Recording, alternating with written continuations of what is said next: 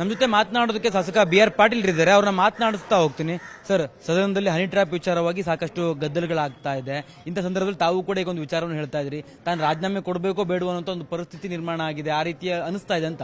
ಯಾವ ಕಾರಣಕ್ಕೆ? ನನಗೆ ಸದನದಲ್ಲಿ ನಡೆದಂಥ ಘಟನೆ ನೋಡಿ ಮನಸ್ಸಿಗೆ ಬಹಳ ಬೇಸರವಾಗಿದೆ, ನೋವಾಗಿದೆ. ಶಾಸನ ಸಭೆಯಲ್ಲಿ ನಾನು ಶಾಸಕನಾಗಿ ಮುಂದುವರಿಬೇಕು ಅಥವಾ ರಾಜೀನಾಮೆ ಕೊಟ್ಟು ಮನೆಗೆ ಹೋಗಬೇಕು ಅನ್ನುವಂಥ ಭಾವನೆ ಬಂದಿದೆ. ಕಾರಣ ಏನಂದರೆ, ಇವತ್ತು ಹನಿ ಟ್ರ್ಯಾಪ್ ವಿಷಯದ ಬಗ್ಗೆ ವಿಷಯ ಪ್ರಸ್ತಾಪ ಆಗಿತ್ತು. ಮಾನ್ಯ ಗೃಹ ಸಚಿವರು ಉತ್ತರ ಕೊಟ್ಟು ತನಿಖೆ ಮಾಡ್ತೀನಿ ಅಂತ ಹೇಳಿದರು. ಸತ್ಯಾಂಶ ಹೊರಗೆ ಬರ್ತಿತ್ತು ಮತ್ತು ಸದನವೇ ನಡೆಸುವಂಥ ಸರ್ಕಾರವೇ ನಿರ್ಧಾರ ತಗೋಬೇಕು. ಹೋಮ್ ಮಿನಿಸ್ಟರ್ ಅವರು ಎನ್ಕ್ವೈರಿ ಮಾಡ್ತೀನಿ ಅಂತ ಹೇಳಿದರು. ಇವತ್ತು ಸದನದಲ್ಲಿ ಇವತ್ತು ಮಾನ್ಯ ಮುಖ್ಯಮಂತ್ರಿಗಳು ಉತ್ತರ ಕೊಡುವಾಗ ಬಾವಿಯಲ್ಲಿ ಗಲಾಟೆ ಆಗಿದೆ, ಜೈಕಾರ ಆಗಿದೆ, ಧಿಕ್ಕಾರ ಆಗಿದೆ, ಪೇಪರ್ ಬರೆದು ಹರಿದು ಬಿಸಾಕುವಂಥದ್ದಾಗಿ, ಆದರೆ ಸ್ಪೀಕರ್ ಚೇರ್ ಮೇಲೆ ಇವತ್ತು ಅಟ್ಯಾಕ್ ಮಾಡೋದು ನಾನು ಫಸ್ಟ್ ಟೈಮ್ ನನ್ನ ಜೀವನದಲ್ಲಿ. ಇದು ಶಾಸಕರ ನಡವಳಿಕೆಗೆ ಯೋಗ್ಯವಾದಂಥದ್ದಲ್ಲ ಮತ್ತು ಯಾವ ಶಾಸಕನಿಗೂ ಕೂಡ ಘನತೆ ತರುವಂಥದ್ದಲ್ಲ. ಇವತ್ತು ಎಲ್ಲ ಶಾಸಕರು ನಮ್ಮ ತಲೆ ಮೇಲೆ ಆರೋಪ ಹೊತ್ತಿ ನಮ್ಮ ಕ್ಷೇತ್ರಕ್ಕೆ ಹೋಗಬೇಕಾದಂಥ ಪರಿಸ್ಥಿತಿ ಬಂದಿದೆ. ಯಾರು ನಿಜವಾಗಿ ಕಳ್ಳರು, ಯಾರು ತಪ್ಪು ಮಾಡಿದ್ದಾರೆ ಅಂತೇಳಿ ಅದಕ್ಕೆ ತನಿಖೆ ಆಗಬೇಕು ಅಂತೇಳಿ ನಾನು ಕೂಡ ಆಗ್ರಹ ಮಾಡ್ತೇನೆ. ಈ ರೀತಿಯ ಹನಿ ಟ್ರ್ಯಾಪ್ ಪ್ರಕರಣಗಳು ರಾಜಕಾರಣಿಗಳ ನೈತಿಕ ಸ್ಥೈರ್ಯವನ್ನು ಕೂಡ ಕುಗ್ಗಿಸುತ್ತೆ, ಅವರ ಸಾಮರ್ಥ್ಯವೂ ಕೂಡ ಸಮಸ್ಯೆಯನ್ನು ಉಂಟು ಮಾಡುತ್ತೆ. ಯಾಕಂತಂದ್ರೆ ಈಗಾಗಲೇ ಈ ರೀತಿಯ ಪ್ರಕರಣಗಳು ಬೆಳಕಿಗೆ ಬರ್ತಾನೆ ಇದೆ ಸಾಕಷ್ಟು. ಇದೇ ಕೊನೆ ಆಗಬೇಕು ಅಂತ ಅನಿಸ್ತಾ ಇಲ್ವಾ? ಈ ರೀತಿ ಯಾವ ರೀತಿಯಾಗಿ ತನಿಖೆ ಮಾಡಬೇಕು ಅಥವಾ ಕಮಿಟಿ ರಚನೆ ಮಾಡಬೇಕಂತ ಅನ್ಸುತ್ತಾ, ಹೇಗೆ ಅಂತ? ಸತ್ಯಾಂಶ ಹೊರಗೆ ಬರುವಂತ ಒಂದು ಭಯದಿಂದ ಈ ತರ ಗಲಾಟೆ ಮಾಡಿದ್ದಾರೆ. ಸತ್ಯಾಂಶ ಅವರಿಗೆ ಹೊರಗಡೆ ಬರುವಂತದ್ದು ಮನಸ್ಸಿಲ್ಲ.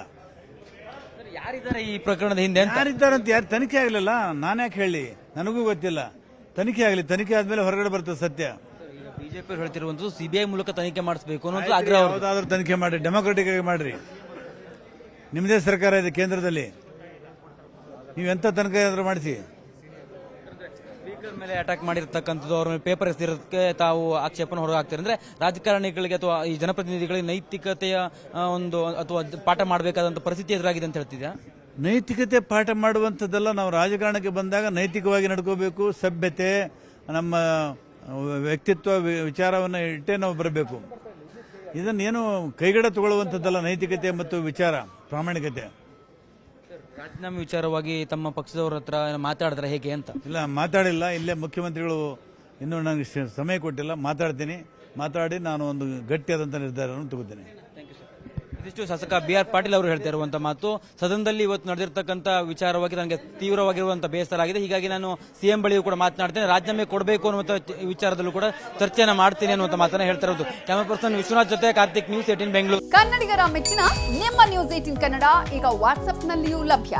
ಕರ್ನಾಟಕ ಮತ್ತು ದೇಶ ವಿದೇಶದ 360 ಡಿಗ್ರಿ ಸುದ್ದಿ ವಿವರವನ್ನ ನೀವು ನಿಮ್ಮ ಕೈ ಬೆರಳುಗಳಲ್ಲಿಯೇ ಪಡೆಯೋದಿಕ್ಕೆ ಈ QR ಕೋಡ್ ಅನ್ನ ಸ್ಕ್ಯಾನ್ ಮಾಡಿ.